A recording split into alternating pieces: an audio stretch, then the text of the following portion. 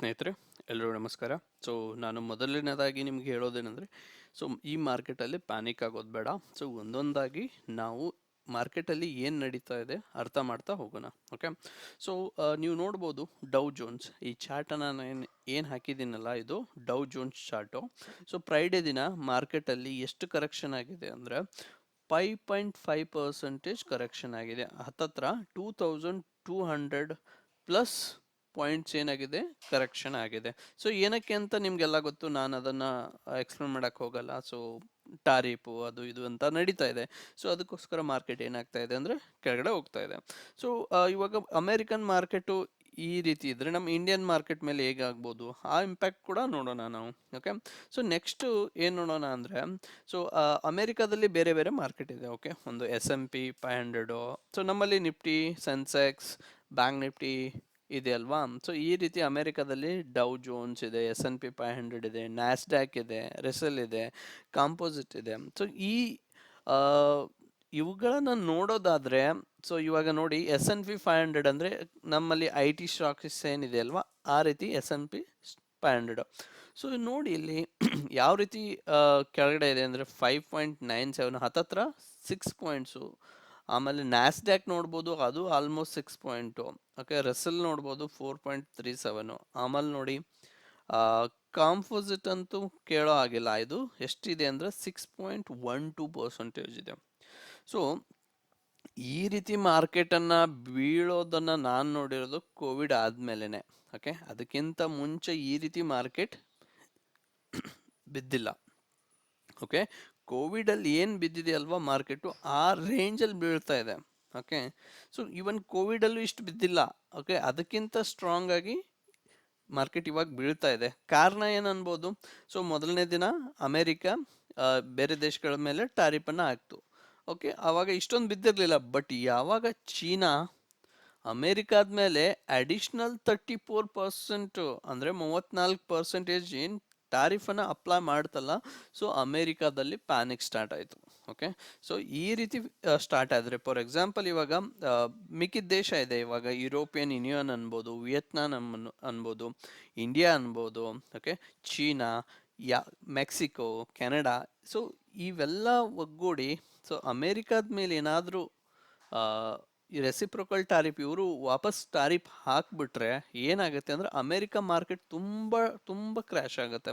So ಇದು just one example. ಇವಾಗ just China ಏನು ಮಾಡಿದೆ, ಅಮೇರಿಕಾದ ಮೇಲೆ 34% ಟಾರಿಫನ್ನು ಅಪ್ಲೈ ಮಾಡಿದೆ. ಅದಕ್ಕಂತ ಹೇಳಿ ಇವಾಗ ಏನಾಗ್ತಾ ಇದೆ, ಇಷ್ಟೊಂದು ಕ್ರ್ಯಾಶ್ ಆಗ್ತಾ ಇದೆ. ಓಕೆ, ಒಂದು ವೇಳೆ ಮಿಕ್ಕಿದ ದೇಶನೂ ಅಪ್ಲೈ ಮಾಡಿದ್ರೆ ಏನಾಗ್ಬೋದು ಕಂಡೀಷನ್ ಅಂತ ನೀವು ಊಹೆ ಕೂಡ ಮಾಡ್ಕೊಳಕ್ಕಾಗಲ್ಲ.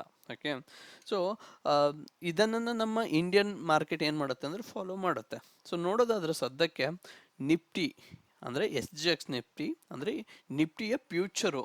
ಓಕೆ, ಸೊ ಯಾವ ರೀತಿ ಡೌನ್ ಇದೆ ಅಂತ ನೋಡ್ಬೋದು, ಹತ್ತತ್ರ 2.68%. ಓಕೆ, ಸೊ ಅಂದರೆ 615 ಪಾಯಿಂಟ್ಸ್ ಏನಾಗಿದೆ ಅಂದರೆ ಇವಾಗ ಸದ್ಯಕ್ಕೆ ಮಾರ್ಕೆಟು ಡೌನ್ ಆಗಿದೆ. ಸೊ ಎಲ್ಲಿಗೆ ಬಂದಿದೆ ನೋಡಿ, 22,343, ಅರೌಂಡ್ 22,900 ಇರೋ ಸ್ಟಾಕು ಇವಾಗ, ಸಾರಿ ನಿಫ್ಟಿ ಇವಾಗ ಬಂದಿದೆ 22,343ಗೆ. ಸೊ ಇದು ತುಂಬ ಅಂದರೆ ತುಂಬಾನೇ. ಸೊ ಮಾರ್ಕೆಟ್ ಮಂಡೇ ಯಾವ ರೀತಿ ಇರ್ಬೋದು ಅಂತ ವಿಚಾರ ಮಾಡ್ಕೊಳ್ಳಿ. ಸೊ ನೀವು ನೋಡ್ಬೋದು, ಬಟ್ ಬ್ಯಾಂಕ್ ನಿಫ್ಟಿ ಅಷ್ಟೊಂದು ಕೆಳಗಡೆ ಹೋಗಿರಲಿಲ್ಲ. ಕಾರಣ ಏನನ್ಬೋದು, ನೀವು HDFC ಬ್ಯಾಂಕ್ ಆಗಲಿ ಮಿಕ್ಕಿದ ಬ್ಯಾಂಕ್ ಆಗಲಿ ಒಂಚೂರು ಪಾಸಿಟಿವ್ ಹೋಲ್ಡ್ ಮಾಡ್ತಾ ಇತ್ತು. ಯಾಕಂದರೆ ಇವಾಗ HDFC ಬ್ಯಾಂಕಲ್ಲಿ ನಮಗೆ ರಿಸಲ್ಟ್ಸ್ ಬಂದಿತ್ತು, ಚೆನ್ನಾಗಿತ್ತು Q4. ಸೊ ಒಂಚೂರು ಚೆನ್ನಾಗಿರೋ ಕಾರಣದಿಂದ ಏನಾಗಿತ್ತು ಅಂದರೆ ಮಾರ್ಕೆಟು ಹೋಲ್ಡ್ ಮಾಡ್ತಾ ಇತ್ತು. ಬಟ್ ಆದರೆ ಇವಾಗ ಸದ್ಯಕ್ಕೆ ಏನಾಗ್ತಾ ಇದೆ ಅಂದರೆ, ಸೊ ಇಲ್ಲಿ ನೋಡ್ಬೋದು ನೀವು US ಮಾರ್ಕೆಟಲ್ಲಿ ರನ್ ಆಗ್ತಾ ಇರೋ Indian stocks. So MakeMyTrip ನೋಡ್ಬೋದು ಎಷ್ಟು ಪರ್ಸೆಂಟೇಜು, ಆಲ್ಮೋಸ್ಟ್ 9.32% ಕೆಳಗಡೆ ಹೋಗಿದೆ. ಸೊ ನಮಗೆ ಇವಾಗ ಇಂಪಾರ್ಟೆಂಟ್ ಏನು ಅಂದರೆ, ನಾವು ಇವಾಗ ಬ್ಯಾಂಕ್ ನಿಫ್ಟಿ ಮತ್ತು ನಿಫ್ಟಿ ಯಾವ ರೀತಿ ಇರ್ಬೋದು ಅಂತ. ಇವಾಗ ನೋಡಿ ಇಲ್ಲಿ ICICI ಬ್ಯಾಂಕ್ ADR ಏನು ಹೇಳ್ತಾ ಇದೆ, 3.10% ನೆಗೆಟಿವ್ ಇದೆ. ಆಮೇಲೆ HDFC ಬ್ಯಾಂಕ್ ಏನು ಹೇಳ್ತಾ ಇದೆ, 3.08% ನೆಗೆಟಿವ್ ಇದೆ.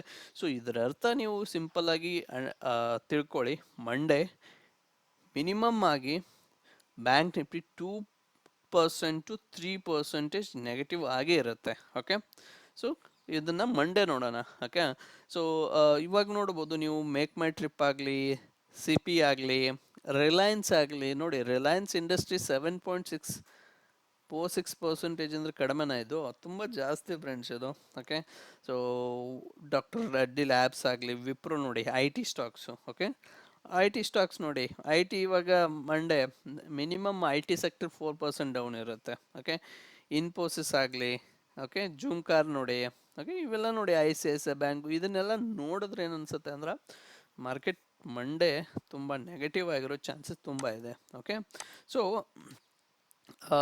ಮತ್ತೊಂದು ಕಾರಣ ಹೇಳ್ಬೋದು. ಇವಾಗ ನೋಡ್ಬೋದು ಆಯಿಲ್ ಪ್ರೈಸ್ ಏನಿದೆಯಲ್ವಾ, ಸೊ ಆಯಿಲ್ ಪ್ರೈಸ್ ಏನಾಗಿದೆ, 8% ಡೌನ್ ಆಗಿದೆ. ಸೊ ಇದು ಯಾವ ರೀತಿ ಡೌನ್ ಆಗಿದೆ ಅಂದರೆ 4 ವರ್ಷದ ಲೋ ಏನಿತ್ತಲ್ವಾ, ಕಡಿಮೆ ಏನಿತ್ತಲ್ವಾ, ಸೊ ಆ ಬೆಲೆಗೆ ಬಂದು ನಿಂತಿದೆ ಇವಾಗ. ಓಕೆ, ಯಾಕಂದರೆ ಇದು ಟ್ರೇಡ್ ವಾರು, ಸಪ್ಲೈಸು, ಡಿಮ್ಯಾಂಡ್ಸು ಇದೆಲ್ಲ ಇರುತ್ತಲ್ವಾ. ಹೀಗಾಗಿ ಏನಾಗಿದೆ ಅಂದರೆ ಅನ್ಸರ್ಟನಿಟಿ. ಮಾರ್ಕೆಟಿಗೆ ಏನು ಬೇಕು, ಒಂದು ಶಾಂತವಾದ ವಾತಾವರಣ ಬೇಕು, ಬಟ್ ಇಲ್ಲಿಲ್ಲ. ಸೊ ಹಾಗಾಗಿ ಏನಾಗಿದೆ ಅಂದರೆ $65 ಕೆಳಗಡೆನೂ ಹೋಗ್ಬಿಟ್ಟಿದೆ ಇವಾಗ. ಸೊ ಇದು ಒಂದು ಏನಾಗ್ತಾ ಇದೆ ಅಂದರೆ ಮಾರ್ಕೆಟಲ್ಲಿ ನೆಗೆಟಿವ್ ನ್ಯೂಸ್ ಆಗಿದೆ. ಬಟ್ ಇವಾಗ ನೆಗೆಟಿವ್ ನ್ಯೂಸ್ ಅಂದರೆ ನೋಡಿ, ಕ್ರೂಡ್ ಆಯಿಲ್ ಪ್ರೈಸ್ ಕಡಿಮೆ ಆದರೆ ಇಂಡಿಯಾಗೆ ಲಾಭನೇ. ಬಟ್ ಅದು ಮಾರ್ಕೆಟಿಗೆ ಏನಾಗ್ತಾ ಇದೆ ಅಂದರೆ ಅದು ಸಹನೆ ಆಗ್ತಾ ಇಲ್ಲ. ಯಾಕೆ? ಸೊ ಹೀಗಾಗಿ ಇದಾಗ್ತಾ ಇದೆ.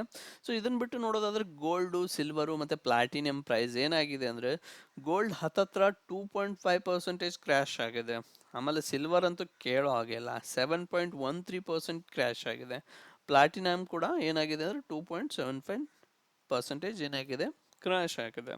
ಸೊ ಇದೇ ರೀತಿ ಎಲ್ಲ ವ್ಯಾಲ್ಯೂಸ್ ಕ್ರ್ಯಾಶ್ ಆಗ್ತಾ ಹೋದರೆ ಮಾರ್ಕೆಟ್ ಒಂದು ಒಳ್ಳೆ ರೀತಿ ಹೋಗಲ್ಲ. ಓಕೆ, ಸೊ ಒಂದು ಅನ್ಸರ್ಟನಿಟಿ ಕ್ರಿಯೇಟ್ ಮಾಡುತ್ತೆ ಮಾರ್ಕೆಟಲ್ಲಿ. ಓಕೆ, ಸೊ ಇದಾದಮೇಲೆ ಓಕೆ ಏನಾಗುತ್ತೆ ಅಂದರೆ ಇವಾಗ ಸದ್ಯಕ್ಕೆ ಮಾರ್ಕೆಟಲ್ಲಿ ರಿಸೆಷನ್ ಅಂತ ಕೇಳ್ತಾ ಇದ್ದೀರಾ. ಮಾರ್ಕೆಟಲ್ಲಿ ರಿಸೆಷನ್ ಬರುತ್ತಾ? ಸೊ ಆ ಮಾರ್ಕೆಟಲ್ಲಿ ರಿಸೆಷನ್ ಬರಬೇಕಾದ್ರೆ 3 ಇಂಪಾರ್ಟೆಂಟ್ ಫ್ಯಾಕ್ಟರ್ಸ್ ಆಗುತ್ತೆ. ಒಂದು ಇನ್ಫ್ಲೇಷನ್ ರೇಟ್, ಓಕೆ, ಇನ್ನೊಂದು ಇಂಟ್ರೆಸ್ಟ್ ರೇಟ್. ಓಕೆ, ಸೊ ಇವಾಗ ನೋಡೋದಾದ್ರೆ ಸದ್ಯಕ್ಕೆ ನಮಗೆ ಇನ್ಫ್ಲೇಷನ್ ಜಾಸ್ತಿ ಇದೆಯಾ? ಇಲ್ಲ. ಇಂಟ್ರೆಸ್ಟ್ ರೇಟ್ ಜಾಸ್ತಿ ಇದೆಯಾ? ಇಲ್ಲ. ಆಮೇಲೆ ಫೆಡ್ ರೇಟು ಸಿಕ್ಕಾಪಟ್ಟೆ ರೇಟ್ ಕಟ್ ಮಾಡಿದೆಯಾ? ಇಲ್ಲ. ಹೌದಾ? ಸೊ ಹಾಗಾದರೆ ರಿಸೆಷನ್ ಬರುತ್ತಾ ಅನಿಸುತ್ತಾ ನಮಗೆ? ಓಕೆ, ಸೊ ರಿಸೆಷನ್ ಬರಬೇಕಾದ್ರೆ ಈ 3 ಇಂಪಾರ್ಟೆಂಟ್ ಥಿಂಗ್ಸ್ ಏನಿದೆ ಅಲ್ವಾ, ಇವಾಗ ಜನ ಇಂಟ್ರೆಸ್ಟ್ ರೇಟ್ ಜಾಸ್ತಿ ಕಟ್ತಾ ಇದ್ದಾರೆ ಅಥವಾ ಕಡಿಮೆ ಕಟ್ತಾ ಇದ್ದಾರೆ, ಅಥವಾ ಇಂಟ್ರೆಸ್ಟ್ ರೇಟ್ ಜಾಸ್ತಿ ಕಟ್ತಾ ಇದ್ದಾರೆ, ಪೆಡ್ ರೇಟ್ಸನ್ನು ಅವಾಗವಾಗ ಕಡಿಮೆ ಮಾಡ್ತಾ ಇದೆ, ಪ್ಲಸ್ ಏನಾಗ್ತಾ ಇದೆ, ಇನ್ಫ್ಲೇಷನ್ ರೇಟ್ ಜಾಸ್ತಿ ಆಗ್ತಾ ಇದೆ. ಅಂದರೆ ಏನಾಗುತ್ತೆ ಮಾರ್ಕೆಟಲ್ಲಿ, ಓಕೆ, ನನಗೆ ಒಂದು ರಿಸೆಷನ್ ಬರೋ ಚಾನ್ಸಸ್ ಇದೆ ಅನಿಸುತ್ತೆ. ಬಟ್ ಇವಾಗ ಸದ್ಯಕ್ಕೆ ನೋಡೋದಾದರೆ ಈ ರೀತಿ ಕಂಡೀಷನ್ಸ್ ಏನು ಕಾಣ್ತಾ ಇಲ್ಲ. ಓಕೆ, ನನ್ನ ಪ್ರಕಾರ ರಿಸೆಷನ್ ಬರೋದು ಕಷ್ಟ. ಓಕೆ, ಇವಾಗ ಏನಾಗ್ತಾ ಇದೆ ಅಂದರೆ ಟ್ರಂಪ್ ಏನು ಮಾಡ್ತಾ ಇದ್ದಾರೆ ಅಂದರೆ, ಸೊ ಇವಾಗ ನಾನು ಹೇಳ್ತೀನಿ ನೀನು ಓಕೆ ಟಾರಿಫನ್ನು ಕಡಿಮೆ ಮಾಡಪ್ಪ ಅಂತ. ಸೊ ಟ್ರಂಪ್ ಹೇಳ್ದ. ಸೊ ಯಾರು ಕೇಳಲ್ಲ ಆ ಟೈಮಲ್ಲಿ, ಏನು ಟಾರಿಫನ್ನು ಕಡಿಮೆ ಮಾಡೋಕ್ಕೆ ಯಾರೂ ಬರಲ್ಲ. ಬಟ್ ಇವಾಗ ಏನು ಮಾಡ್ತಾ ಇದ್ದಾರೆ ಅಂದ್ರೆ ಅವ್ರು ಒಂದು ಐಡಿಯಾ ನನ್ನ ಪ್ರಕಾರ, ಸೊ ಇವಾಗ ಟಾರಿಫನ್ನು ಅಪ್ಲೈ ಮಾಡಿಬಿಟ್ಟು ನೆಗೋಷಿಯೇಷನ್ನ ಸ್ಟಾರ್ಟ್ ಮಾಡೋದು. ಓಕೆ, ಅಂದರೆ ಇವಾಗ ನಾನು ಅಪ್ಲೈ ಮಾಡಿದ್ದೀನಿ ಇಷ್ಟು, ಓಕೆ, ಇವಾಗ ನೀವು ಏನಾದರೂ ಕಡಿಮೆ ಮಾಡ್ತೀನಿ ಅಂತ ಅಂದರೆ ಹೇಳಿ, ನಾನು ಕಡಿಮೆ ಮಾಡ್ತೀನಿ ಅಂತೇಳಿ ನೆಗೋಷಿಯೇಷನ್ ಮಾಡಿಬಿಟ್ಟು ಒಂದು ಲೆವೆಲ್ಗೆ ತಂದುಬಿಟ್ಟು, ನನ್ನ ಪ್ರಕಾರ ಒಂದು ಇವಾಗ 25%, 10% ಇದೆ ಅಲ್ವಾ, ಸೊ 25% ಇದನ್ನು ಮಾತಾಡ್ಬಿಟ್ಟು 5% ಏನು ಈ ರೀತಿ ತಂದುಬಿಟ್ಟು, ಸೊ ಈಕ್ವಲಿ ಡಿಸ್ಟ್ರಿಬ್ಯೂಟ್ ಮಾಡಿಬಿಡ್ತಾರೆ ಅಂತ ನನ್ನ ಅನಿಸಿಕೆ ಇದೆ. ಸೊ ಅದೇನೇ ಇರಲಿ, ಸೊ ನೋಡೋಣ ಮಾರ್ಕೆಟ್ ಯಾವ ರೀತಿ ರಿಯಾಕ್ಷನ್ ಮಾಡುತ್ತೆ ಅಂತ. ಸೊ ನೀವೇನೋ ಪ್ಯಾನಿಕ್ ಆಗೋದು ಬೇಡಿಲ್ಲ. ನೀವೇನಾದರೂ ಲಾಂಗ್ ಟರ್ಮ್ ಇನ್ವೆಸ್ಟರ್ ಇದ್ದರೆ ಹೆದರಬೇಕಿಲ್ಲ. ಸೊ ಜಸ್ಟ್ ಹೋಲ್ಡ್ ಮಾಡಿ. ಆಮೇಲೆ ಏನು ಮಾಡಿ ಅಂದರೆ, ನಾನಂತೂ ಪರ್ಸ್ನಲಿ ಏನು ಮಾಡ್ತಾ ಇದ್ದೀನಿ ಅಂದರೆ, ಸೊ ಎವ್ರಿ ಡಿಫಲ್ಲಿ ನಾನು ಬೈ ಮಾಡ್ತಾ ಇದ್ದೀನಿ. ಓಕೆ, ಸೊ ಇವಾಗ ನೋಡಿ, ನೀವು ಲಾಂಗ್ ಬುಲ್ ರನ್ನಲ್ಲಿ ಬೈ ಮಾಡಿಬಿಟ್ಟು ನೀವು ಪ್ರಾಫಿಟನ್ನು ಮಾಡೋಕ್ಕಾಗಲ್ಲ. ಯಾವಾಗ ಮಾರ್ಕೆಟಲ್ಲಿ ಫಿಯರ್ ಇರುತ್ತೆ, ಅಂಜಿಕೆ ಇರುತ್ತಲ್ವ, ಆ ಟೈಮಲ್ಲಿ ನೀವು ಇನ್ವೆಸ್ಟ್ ಮಾಡೋದು ಒಳ್ಳೆಯದು. ಸೊ ನನ್ನ ಪ್ರಕಾರ, ಸೊ ನಾನಂತೂ ಇನ್ವೆಸ್ಟ್ ಮಾಡ್ತಾ ಇದ್ದೀನಿ. ಸಪೋಸ್ ನೀವೇನಾದರೂ ಇನ್ವೆಸ್ಟ್ ಮಾಡೋರಿದ್ದರೆ ನಿಮ್ಮ ಫೈನಾನ್ಷಿಯಲ್ ಅಡ್ವೈಸರನ್ನು ಸಲಹೆ ತೊಗೊಂಡು ನೀವು ಇನ್ವೆಸ್ಟ್ ಮಾಡ್ಬೋದು. ಸೊ ಈ ಇನ್ಫಾರ್ಮೇಷನ್ ಕೊಟ್ಟಿರೋದು ಜಸ್ಟ್ ಎಜುಕೇಷನ್ ಪರ್ಪಸ್ಗೋಸ್ಕರ ಮಾತ್ರ ಫ್ರೆಂಡ್ಸ್. ಸೊ ನೀವೇನಾದರೂ ಈ ವಿಡಿಯೋ ಇಷ್ಟ ಆಗ್ತಾ ಇದ್ದರೆ ನಮ್ಮ ಟೆಲಿಗ್ರಾಮ್ ಚಾನಲ್ ಕೂಡ ಜಾಯ್ನ್ ಆಗ್ಬೋದು. ವಿಡಿಯೋನ ಲೈಕ್ ಕೂಡ ಮಾಡಿ, ಶೇರ್ ಮಾಡಿ, ಸಬ್ಸ್ಕ್ರೈಬ್ ಮಾಡಿ ಫ್ರೆಂಡ್ಸ್. Thank you.